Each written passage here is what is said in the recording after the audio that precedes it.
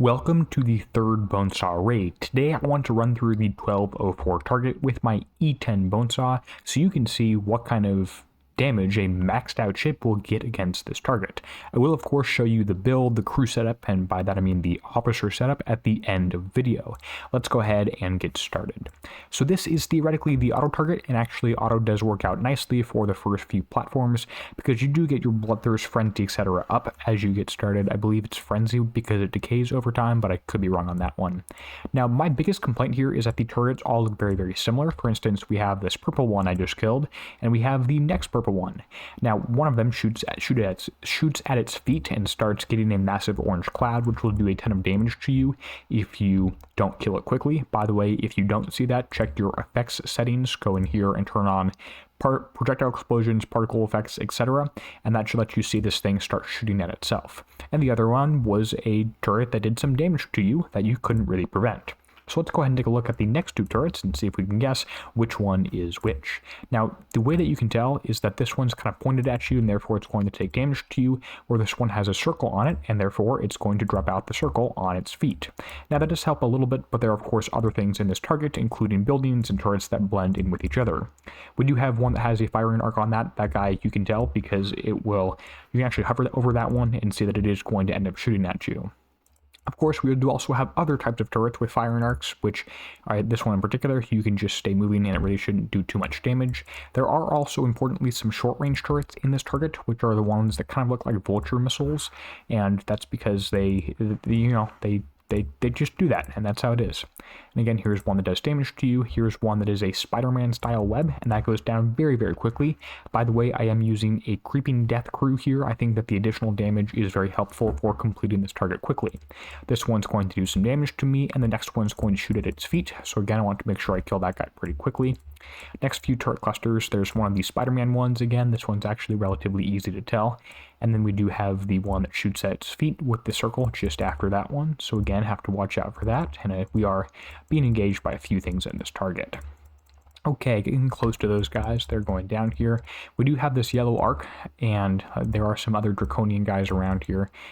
Okay, getting close to there, and we have a heavy arc one right here. Now here's the vulture missile on the side here, which is going to, you want to make sure to outrange that guy because he's a short range one. Again, I find it pretty difficult and no real way to tell which one's which, but that's kind of how this target is. And again, here's one of the launcher type turrets, and stay moving against these guys if you can. Spider-Man turret goes down, well, the range on this guy's so short, it's not going to go down very easily now, is it? And then there's the one that actually does some damage to you. And then we have the long-range guys that goes down pretty easily. Come back and get the Spider-Man one down before I get into range of him. And that should be the target done. All things considered, it's a relatively quick target to complete, which I have absolutely no complaints about. And to be honest with you, I'm likely going to auto it every single time other than this one. In fact, we can even do that in this video and see how much damage I'm going to get comparing driving to auto. Now, as you can see here, summing the two number, or I guess, 32% is the sum of resisted and taken for the ballistic, and then the other one is 37%. So very similar, ballistic and radioactive. Can't really tilt each individual way on the armor. Now the repair time here is 58 minutes, so basically 1 hour, and the build is down below here. Let me see if I can drag this up so you all can see. Here's the build, and I'm using 3 different officers. It is the Captain, the legendary gold Captain, a crew that adds, I believe, 10% building damage, and then the last one, I can't quite remember what it does, but to be honest, I wouldn't really mess around with crews too much. I would just get 3 that are at least silver, and then call it good at that one, and not spend 4 million points opening a chest that might get you something entirely different. As you can see with the weapons, I do have 3 legendary, 2 epics, a few of the blue ones, and then mostly just the uncommon ones right there, which is not very good.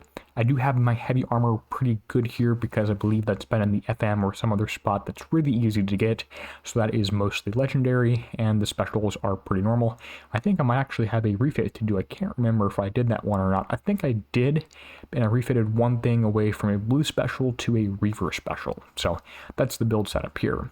Now what I want to do now is auto a 1204 and compare that to the damage I got from just driving this thing and see if I actually get lower repair time on auto, because the results, well, they might be just a little bit surprising. Okay, let's see if we can't get this done quickly here.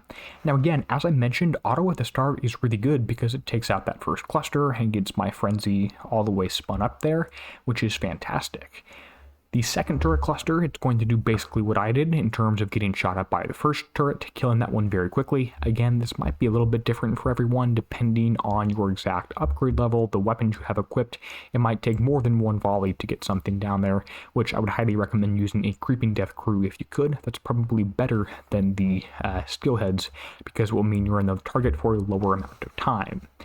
And again, there's another few buildings here, but these things do go down pretty easily. I was actually wondering about adding a single turret or single weapon with Pierce or Splash, or maybe both Pierce and Splash to this thing, if there's one from a relatively current tier, just to see if I can help reduce any of my damage that way.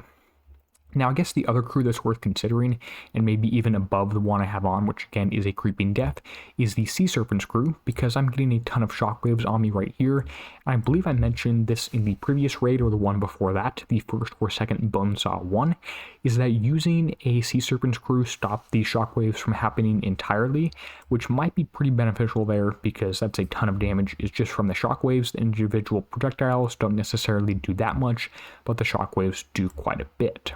So again, just something to consider on that one. And again, this is taking basically the same route I did, which is likely because the range on this guy is so short. There's not too much diversity in terms of the paths, etc., that you can happen to take on the target.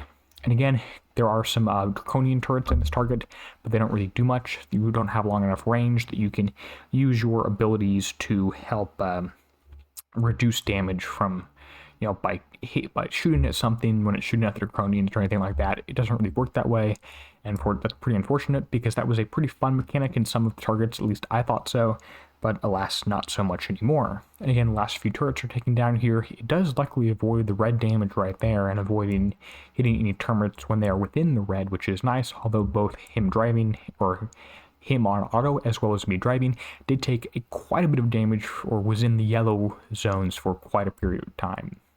Alright, that's the target on auto. Let's see if we can compare the 58 minutes I took driving to the auto results and see what kind of damage we get. Now, I did take 27% ballistic resisted on the first one, which is the exact same I get now. I believe the previous one was 32, so maybe more radioactive damage now, which would make sense based on the composition of the weapons and the target. And the total repair time is 2 hours and 15 minutes, which is about 15 minutes more than I took on well, just driving. So that's a 1/4, 25% increase by auto versus driving. I think I know which one I'm going to do for every other 1204 I hit from beyond this point. And again, if you did want it, here's the build here. And it doesn't, and I also will have included this in the DerpyTheCow build stock, which is linked in the description of all my YouTube videos. With that said, I want to give a huge thank you to the channel members whose names appear on the end screen now. They're helping make videos like this one possible. This is Derpy, signing out, helping you be a better pirate.